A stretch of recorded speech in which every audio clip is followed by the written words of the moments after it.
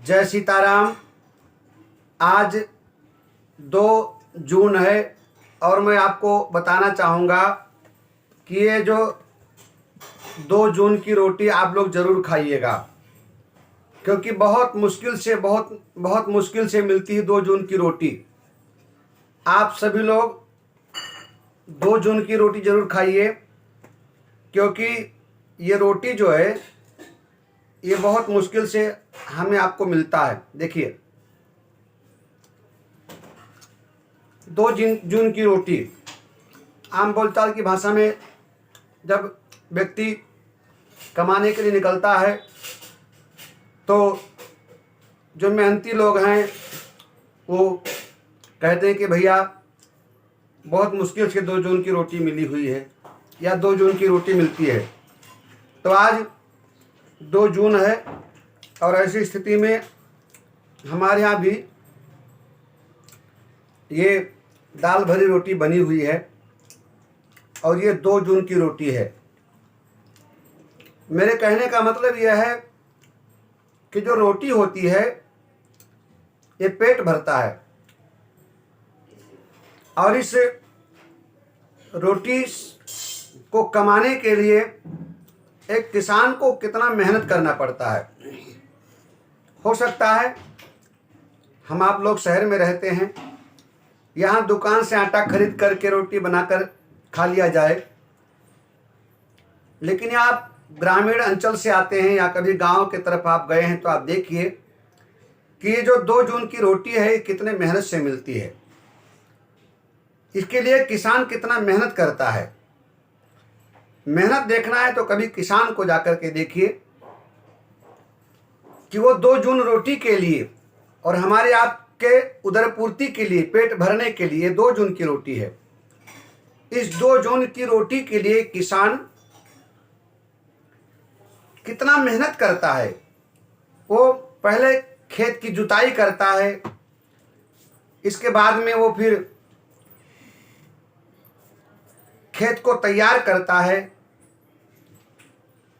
उसमें गेहूं बोता है, फिर उसकी सिंचाई करता है, उसमें खाद लगाता है। फिर जब वो थोड़े बड़े होते हैं तो उसमें तमाम प्रकार के पशु जो नुकसान पहुंचाते हैं, उस गेहूं की रक्षा के लिए जैसे माँ अपने बच्चे की रक्षा करती है, ऐसे 2 जून रोटी के लिए किसान सुबह से लेकर शाम तक अपने खेत की रक्षा करता है। पशुओं से पशु नुकसान ना पहुंचाएं, इसके लिए वो कभी कभी देखा गया है कि रात में चारपाई डालकर खेत में ही सोता है। और आजकल तो ऐसा देखा गया है कि रात भर पहरेदारी करनी पड़ती है ये 2 जून की रोटी के लिए। फिर फसल पक जाती है तो उसमें पक्षी आकर के नुकसान पहुंचाते हैं, तो उनसे भी रक्षा करनी होती है। फिर फसल की कटाई करना, काट करके खलिहान में लेकर के जाना, फिर उसकी दवाई करना, फिर उसकी वसाई करना, फिर घर लेकर के आना, फिर साफ सफाई करके उसको सुरक्षित रखना, फिर हमें और हमारे आप तक उसको पहुंचाना, और फिर चक्की पे पीस करके हम आप जो ये 2 जून की रोटी खाते हैं बड़े आराम से शहर में बैठ करके। मेरे देशवासियों, ये 2 जून की रोटी वास्तव में नसीब वालों को मिलता है। और ये 2 जून की रोटी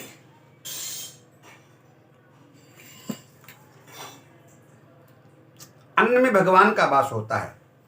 हमारे यहाँ अन्न को साक्षात माँ का दर्जा दिया गया, अन्नपूर्णा भवानी, अन्नपूर्णा माता। तो ये अन्न है, इसका किसी भी प्रकार से दुरुपयोग न कीजिए। आज 2 जून की रोटी के माध्यम से बताना चाहूंगा कि आप उतना ही लीजिए जितना आप खा सकें, और जितना आपके भूख है उसे एक रोटी आप कम खाने का प्रयत्न कीजिए, और बिना भूख के आप भोजन मत कीजिए। बिना भूख के भोजन करोगे अपच हो जाएगा, आपको नुकसान करेगा। ज़्यादा खाओगे खामोखा में डॉक्टर के पास जाना पड़ेगा। इसलिए आवश्यकता से ज़्यादा आप खाओ मत, और अन्न का किसी भी कीमत पे किसी भी प्रकार से दुरुपयोग कतई मत कीजिएगा, क्योंकि अन्न का दुरुपयोग ये मानवता के खिलाफ है।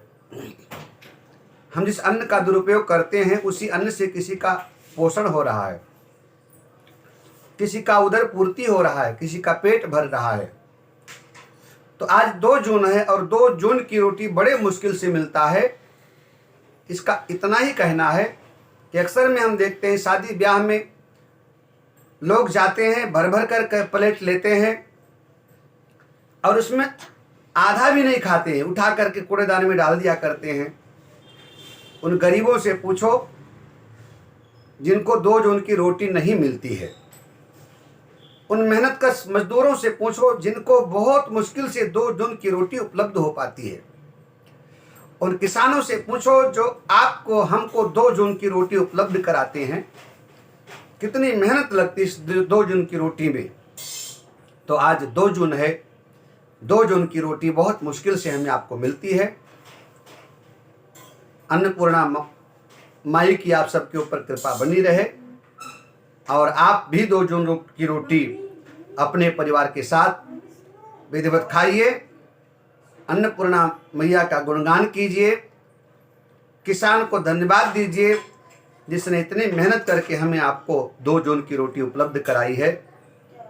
आप सभी देशवासियों को 2 जून की हार्दिक शुभकामनाएं। जय सीताराम, भगवान की कृपा बनी रहे। हर हर महादेव, जय श्री राम।